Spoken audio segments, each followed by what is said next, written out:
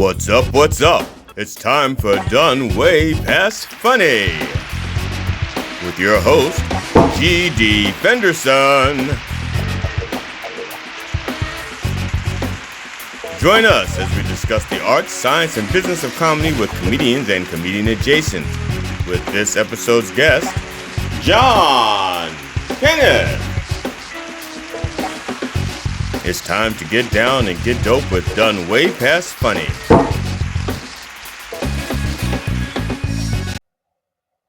Hi, I'm G.D. Fenderson, Certified Forensic Humourist and host of Done Way Past Funny. Thank you for joining us as we continue our interview with comedian John Kenneth. Enjoy. I was listening to this interview. Jerry Seinfeld, I think it was on Stern. I think it was on Howard Stern. And he was talking about how he, and I thought this was fascinating, how he was talking, he said he was talking with Chris Rock. Right. Chris had a show like the night before somewhere. And he told Jerry, I'm still working on jokes that there's some jokes that I've been still working on for like 10 years that he's still trying to perfect. And I took that and I'm like, oh my God, that is, first of all, it's brilliant. And even Seinfeld said that too. He's like, I'm actually, there's some jokes that I've told a long time ago that I'm still trying to figure out how to perfect and all that. And you probably do this too. I keep like what I call my bit Bible, on my computer. I just have I have a spreadsheet. I have a spreadsheet. Exactly. Just everything, I'll come up with concepts on that. And I went back because, we've been doing this for years, right? So I went back to stuff that I wrote, 4 or 5 years ago that I might have thought was funny and all that. And I was like, oh my God, conceptually, I love this topic. I just now I'm a little smarter about maybe how to write a joke. Right. And I'm bringing some material back that I wrote or maybe performed like 4 or 5 years ago that wasn't funny. But now I figure out a way, because maybe it makes sense if it fits into this joke or follow this joke or in this concept or this energy. And it's, sometimes it works and sometimes it works better than others. But I thought that was brilliant because I had a guest on my show who said that he keeps his little Bible, and any joke that fails, he says he just deletes it. I'm like, no, don't. Yeah, because you might think like, I can make this better now. And I've actually bringing some stuff back that I thought, could work a little better because maybe it's more topical or whatever. But so yeah. I had one thing that I wanted to talk about for like 9 years, and I didn't know how to do it. And it was my mom, when like in 1957, my mom was raped by my father. Oh God. And yeah, some people have that reaction, but it's actually very funny when you think about it. No, no. But so anyway, I do it in my. I understand the concept. Yes, I know where you're going with that. It is kind of weird, but. And so that's exactly right. And when for like 9 years, I was like, I really want to do this. I because it wasn't her fault, and people experience this stuff. But my mother still, she had a full life afterwards and so forth. But I wanted to help people, get through, just something I want to share and help people get through their, help them with their agony, so to speak. Mm. And so I still hadn't found a way to do it yet. So I'm sitting with a bunch of comedians. Unfortunately, they're all male.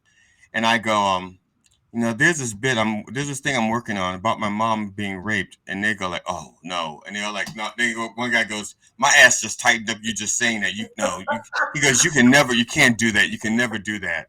And so I'm like, no, I think I can do it. I know I can do it. I just haven't figured out how yet. And so it stayed on the back burner. And I was on the phone with a female comedian, and we were just talking. I was preparing her for this interview, this one, but for her version on here. Right. And I went into this thing, and I started talking about my mom's rape. And I didn't talk about it. Like I talked about it, and she's laughing. And she goes, "That is so good." And I went, "You're right." And I didn't write it down. And we kept the interview, and I tried to remember how, because I can do the story, but I have to get into it. Right. And I was like, how do I get into it? And that's the thing, is like, you can talk about almost anything if you can, get their toes in the water and Oh, then sure. it's like the myth of boiling the frog. And Right. so I go and I forgot it for like 3 months, 4 months, and then I found a different way. I still don't know the way I worked with her, but I found another way, and I said, okay, I'm gonna do it. I did an open mic. The women laughed, the guys laughed, but the women laughed harder than the Oh, guys. wow. And the women, and afterwards I want to talk to them about it, and they say, well, it's the honesty and the thing, and they just go on about no. And then the guys, they go, well, I didn't want to laugh, but I saw the women were laughing. They said, because No. my butt cheeks tightened up. She gave him permission to laugh. Yeah. And Yes. how did you? Can I ask? How did you turn that into a joke? How did you get? What was the catalyst to turn your mom getting raped by your dad into a piece of humor? Okay. Let's see here. Let's, no, I'm going to try to read it if I can find it. Oh, okay. All right. I'll start here. Okay. Now what I'm about to tell you should only be told to close friends or a paying audience. My parents told me not to talk about sex in public. If you're if you're having sex in public, keep it to yourself. My mom said, "Be discreet with your excretions, and if you want everyone to know who you're sleeping with, fuck their brains out, and they will tell everyone." Now, my dad had a similar take. What happens between at least one consenting adult behind closed doors is nobody's business. So when you put your business in the street, you're opening yourself up for legal troubles. Yes, I am saying that my father dabbled in rape. Don't worry, it skips a sibling. And I know that rape, even a 68-year-old rape, can be an uncomfortable subject. And this can divide the audience into anti-rape and pro-rape factions. I want everyone to know that I come out definitely anti-rape after flipping a coin before the show. It was best 2 out of 3. I understand that today my dad could be a felon, sentenced to jail, be a registered sex offender, and could be a president. But back in 1957, when this happened, a man could not legally rape his wife. It would wind up in a small claims court as a property dispute. Now, whose pussy is this? Not whose pussy is this? Um, is it hers because possession is 9 points of the law and she's had it all her life? Or is it his because he has a dick, meandering as it is, or as it was, and dicks made the laws? What's hers is his, and what's his is his because he's a man. And it goes on from there, but yeah. Wow, that's good. I mean, I can see where you kind of you elevated it to a different level. You know what I mean? Yeah, and I'm still working. It's still not finished because actually the version that I was telling before that, I there's a comedian named is Dylan Brody out of LA. He has a comedy workshop. And so the way I just read it is a clean up version of the way I used to do it because he said I had too many words. Oh, okay. Whenever I have a difficult subject, I do put extra words in as a buffer, so to speak. Right. And he likes it. He's like, well, just dig in there, And I'm like, and that's not my style, which is Right. another I have trouble. And this is the truth. I wrote that like that, and I know when I go to perform it, it's not going to be like that. It's going to Of be course not. similar, Right. and I'll hit the same notes, but it's going to be a little different Yeah. because aside the fact that I have an audience there, Yeah. and aside from the fact that I'll probably forget some of those little lines, those little things, but Yeah. yeah. Yeah. Well, listen, and comedy, that's one thing about comedy is that nothing is really taboo. I mean, some things are on PC, like my joke about the spelling bee in front of certain crowds. But I mean, it's there is a element of latitude with stand up, which is why it's stand up comedy. I mean, Yeah, yeah. you could tackle anything. It's not like you're giving a lecture on you're giving a Rape. lecture No, on something. no, no, Yeah, I mean, you're bringing it to a different plane, And so we have more latitude with some things. Now, some things, like I said, may not be exactly PC, just because maybe the audience or maybe the person, like, it'd be hard for me to go out and start telling black jokes.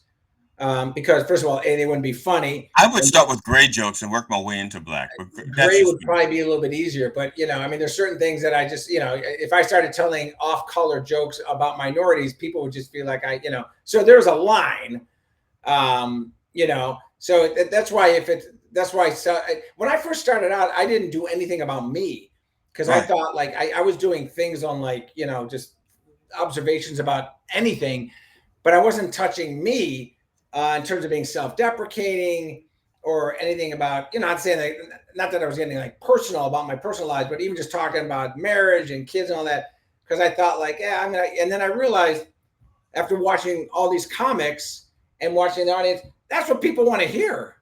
Right. I mean, because they can relate. I mean, they thought my stuff was entertaining, but they couldn't really relate to it. They're like, "Oh, that's interesting." I kind of remember that commercial or whatever. Then I started talking more about kids and marriage and this, and coming from Chicago and living in New York City, and they're like, "Oh yeah, I get that. I can touch that." So that tends to work a little better.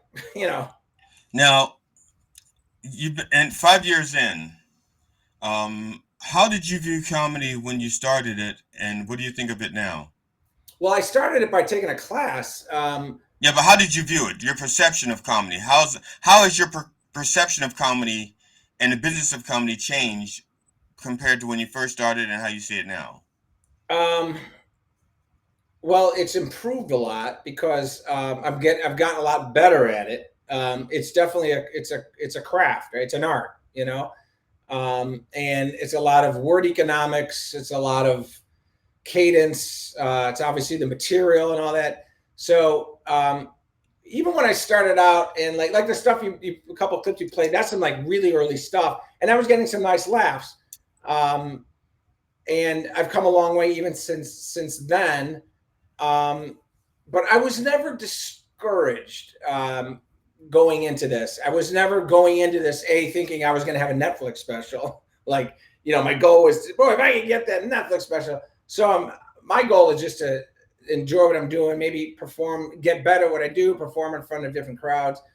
So my perception of the craft is only gotten better, because I think, GD, is that as we get better and we get more laughs, there's nothing more intoxicating than when they laugh at your jokes and they continue to laugh, and then you come off and you say thank you, good night, and you realize, oh my God, I made someone laugh for literally 10 minutes, like nonstop.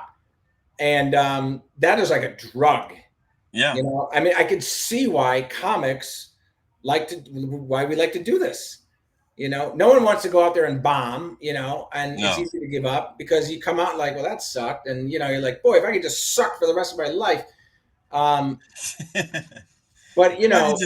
if I could just be this bad every day. Yeah. So, and I know people like that. But when you start hitting it, it's freaking, it's amazing. It's a great feeling. Now, who would make you nervous if they were sitting in the audience? My wife and kids. Oh, really? Yeah. Oh, yeah. I didn't see that coming. Well, here's why. It's like the big difference. I actually like doing comedy in front of people that I have absolutely no idea who they are. Because, I prefer that. Right? Like when I was playing in my band, I wanted to fill the audience with all my friends and family. Yeah. It's like, because people who don't know me, it's like, well, you guys know me and thank you for coming. But with comedy, it's a totally different dynamic. Yeah. Because you look at, like, all of a sudden I'm looking at my buddy, I'm like, he knows me.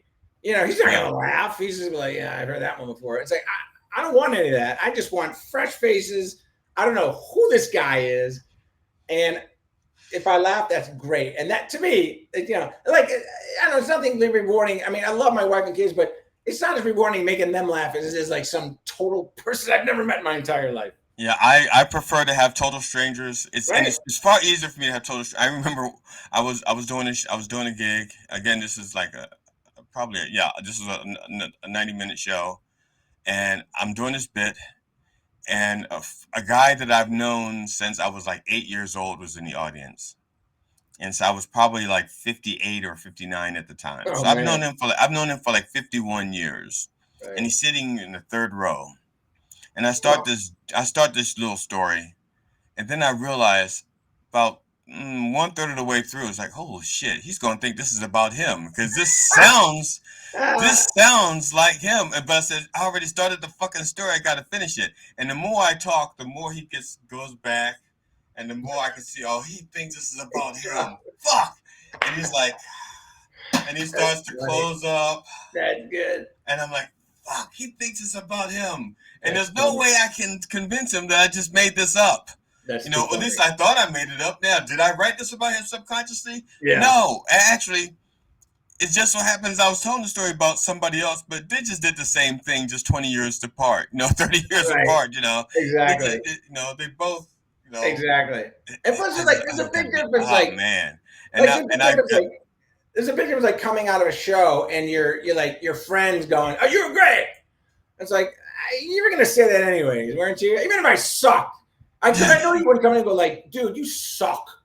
You know, they're not gonna say that. But so it's like not to discount, you know, that your friends and family are like, "Oh, you're really good" and all that. But I was just like, "Yeah, thank you, I know that." But when some total stranger you've never met in your life. Like Saturday night, I had this. I was standing in the lobby afterwards, and people come there like they're like, "Wow, you were really funny." Oh my god, thank you. I was like, "Oh my god, thank you so much." You have no idea what that means to me. You know, I mean, that's just because I don't even know you. So I had this one reaffirming moment. I guess I was in West Virginia, and see, I do some song parodies in my show. right, And my wife says, I don't know why you're doing that song. Nobody knows it. I said, they don't have to know the song if I do the words right, right. If I do the parody right, it's funny on its own. Yes, totally, it's a parody of that song, but it should be funny without, you know, on its own. exactly. And that's my premise. And my wife goes, and so, but even still, like I'll do a song. My wife goes, nobody knows that song except they'll do it. They'll like it. They'll like it. Right. And so I was in West Virginia, and this was actually a show where I was only supposed to do an hour, and the opener was supposed to do 15, and then the or 12 or 15, and then there was a feature was supposed to do like 15 minutes, so it was like a 90-minute show. So plus Right. the host does this thing, the opener goes up, he's 2 to 2.5 minutes into it, and has not gotten a laugh yet. Oops. So he puts down the mic and just walk. He just says to the audience, "Fuck you guys," and he walks Oh, off. really? And walks off. See, that's funny. Yeah. And so the host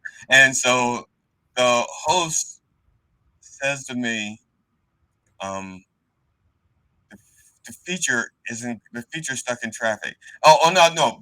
While the guy was doing his 2 minutes, the host says to me, the feature stuck in traffic. Can you do like an hour and 15? I said, sure, I can do an hour 15.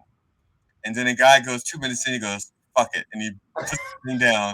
And the host looks at me and I go, Is it I'm an like, hour and a half? you know, he said, now can you do like an extra 12? And I'm Oh like, my god. I'm like giving a thumbs up. And so the host goes up and he goes, okay, our feature is stuck in traffic, but, and like I said, it's a pretty much sold out show. I mean, they're not sold out, so there's like a few seats left. But so I get up there, and so to extend my time, instead of one song parody, I think I did two or three.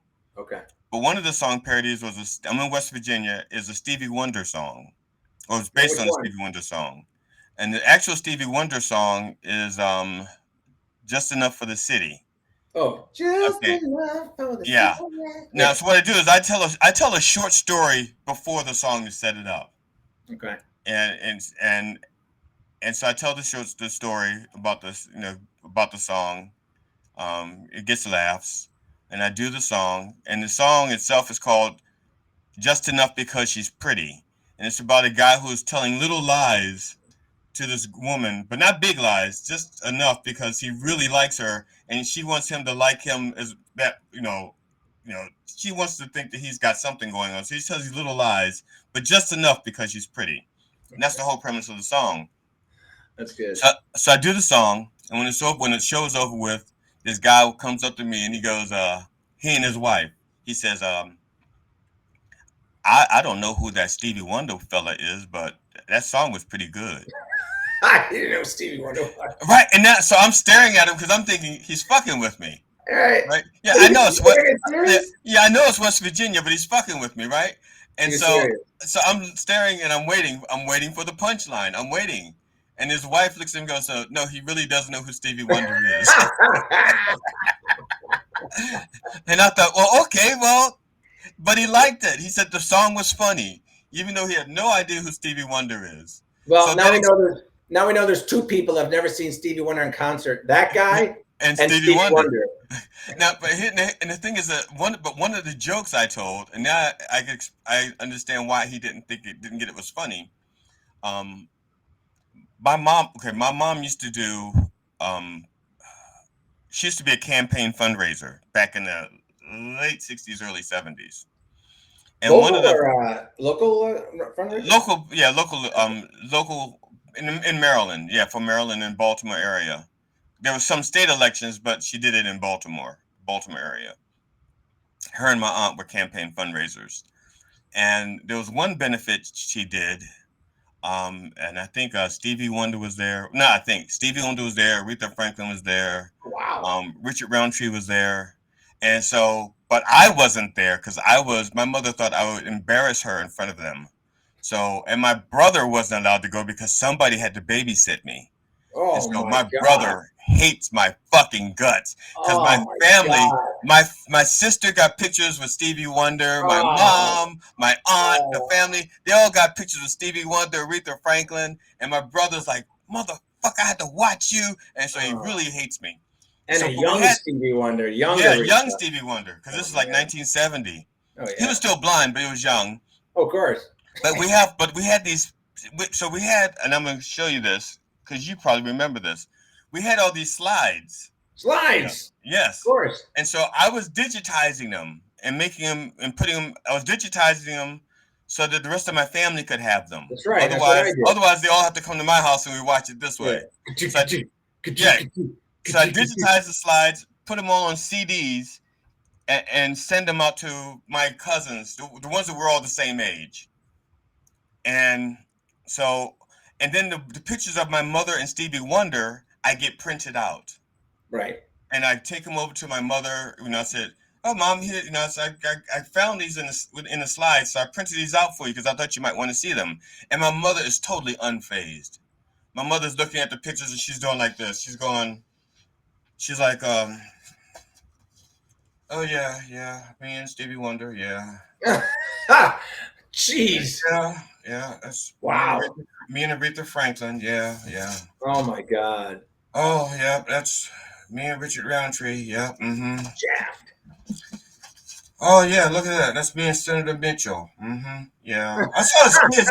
I saw his kids the other day. They still call me Aunt Elaine. Yeah. Oh my God. That's okay, so funny. And so I said to my mother, I said, I should send these pictures to Stevie Wonder because I don't think he's seen them. Right. Okay. So I said that. I said, I'm going to send these pictures to Stevie Wonder because I don't think he's seen them. And my mother goes, of course he hasn't. They've been in our basement all these years. Oh. So everybody else is laughing, but this guy doesn't laugh because he doesn't know who Stevie Wonder is. He doesn't know he's blind. So he doesn't. But he liked the song. Oh my God. I love it. That's so funny. I did the same thing, man. My mom had these boxes of slides, right? The Kodak carousels, and we don't say. So I was telling my brothers, I'm like, anyone want these? Like, no one. So I went online. I'm like, what do you do with these things? And like you said, you buy one of these little things, these digitizer things for like $50. You put it in there. It shows up in your computer, and now they're all on Flickr. Yeah. So we have the whole. Yeah, and then I just threw all the slides out because, once they're. Oh no, I still have the slides. I still have all the slides. Yeah, I just if no one wants anything, I'm not just keeping them. And if it goes away, then it goes away. But right now they're in the cloud, and more power to you. I went to the trouble of digitizing we had a bunch of 8 millimeter films. Right. Yes, I went now, so they're all digitized. Now some of them I have to go through and fix because, and then people who don't know anything about film, God bless you. But if the film is off track, you'll get the bottom half up Totally. top and the Split top screen. half at the bottom. Right. So the foot or the head is sticking up Right. somebody's crotch. Right. And so I have to go through and make two separate, so I just divide it up like the top half and the bottom half, and then mm, flip them around in my computer. So now that makes sense. So the torsos are above the legs like they should be. Right. So I have to fix those, which I haven't gotten around to. But That's too funny. Too funny. yeah. So uh oh, good. Best and worst place. The best place. The best smelling place you've ever worked, and the worst smelling place you've ever performed. Wait, I'm sorry. The best what place? The best smelling place that you've performed The in, and the smelling. smelling. Oh yeah. Oh, the worst. Now, if you want to throw in your years of being a musician, I'm going to count that because it's live Oh, performances. geez. I played some really bad, some really smelly joints. I don't think I can't recall a bad stinking comedy club I played in. I guess they all kind of smell the same to me. Maybe a little bit more pungent than others, but you get into New York City, it gets the Yeah, smells a little bit. that's why I was. Oh well, yeah. You perform in New York. Smells are a little bit different. A little Yeah. bit different. Um, Urine is a yeah, Febreze scent. right. A lot of Febreze, a lot of skin bracer. But man, I played in some horribly stinky joints in music, like Yeah. because I'm from Chicago, so I played. There was this one. There was this one club we played. This is early on in our band. The name of the bar was called Salmonella's. Sam and Ella's, and it was Salmonella's. And we walked in there, and it was the night of the OJ chase. Oh. So everyone was not paying attention to us. We're playing, and everyone's watching the white Bronco, and the place stunk to high heaven. And I was kind of making fun of it on stage, about because no one was listening. There was, everyone was just glued to the TV. Right. And so during one of the breaks, the guy was like, "Hey, if you guys want to order some dinner," and the guy's like, "I ordered a chicken sandwich," and I got horrifically sick from it, like food poisoning. And I guarantee, because there was an open kitchen, that the guy working the kitchen was listening to us and probably shit on it or something like that. Just like poisoned my chicken sandwich. So I think he did it on purpose, because I was like horrifically ill from food poisoning after eating that thing. Now, do you have a ritual for preparing for a comedy show, and has that changed or evolved over the years? Oh man. Well, the drugs have gotten a little bit more severe. I don't really. I still get nervous going on. I to this day, like even though I think I have a pretty good set, I'm just that first, and our next comic, my stomach is just like it's churning. It's weird and all that, but I don't really have like a pre-game activity at this point. It's not like I'm wearing my favorite pair of socks or jeans like that. But I kind of don't. Do you have a thing that you do? I mean, you wear the same. Oh God, yeah. Oh You yeah. do? What do you do? Yeah, first of all, I wear the same clothes. All right. Well, we'll give you that. Yeah. And I because I have stage fright still. Okay. All right. I still have stage fright, but the most important thing about performing is breathing, and Totally. getting your finding your voice and projecting it out there so that Right. you do it with confidence. Because if you're not confident in your material, the audience is not going to be confident in your material. Oh, they know, they read it, no doubt. Yeah, they smell it. It's like sharks in the water. So one of the things I do is I find some of my favorite songs I love to sing to, and I go off by myself and I sing them as loud as I can, so I can get used to projecting. And I just Because like, you're also singing on stage too, aren't you? You're doing your well, parodies. yeah, sometimes, yeah, and sometimes, but and since I save those songs to the end, I'm not warming up my voice. I'm like doing comedy, doing comedy, doing comedy. Then I pick Right. up the guitar and I sing, which is like there's no like I pick up with like me me me me me me me me me. No, Right. it's like I pick it up and I Right. had to. Right. So I it's yeah. That's interesting. I have this I guess as a habit, but I'm constantly writing in my head. I'm always thinking of new things and or figuring out ways to perfect jokes or or going through my routine in my head and all that. And I'll be sitting there and like my kids are over and I'm literally like I'm just doing this. I'm going through the emotions like talking it out, and I look over and I see my daughter looking at me, and I was like, I can see she's going, "What are you okay? We have dementia? What do we got?" I'm like, "No, I'm doing my routine." So I will like literally in weird moments. I mean, not that there's like a pre-ritual, but it's just like it's a comforting thing for me to kind of mouth it out and Right. talk it out, even though I'm not talking it out. I'm just kind of going through the motions of feeling how it's like potentially coming out of my windpipe. And I'll just be sitting there at dinner, my wife and all that, she's looking down and I'll just start, start like, look like I'm talking. I realize people might be looking at me, Yeah. and I'm just like talking through a joke or like going through a piece of the routine.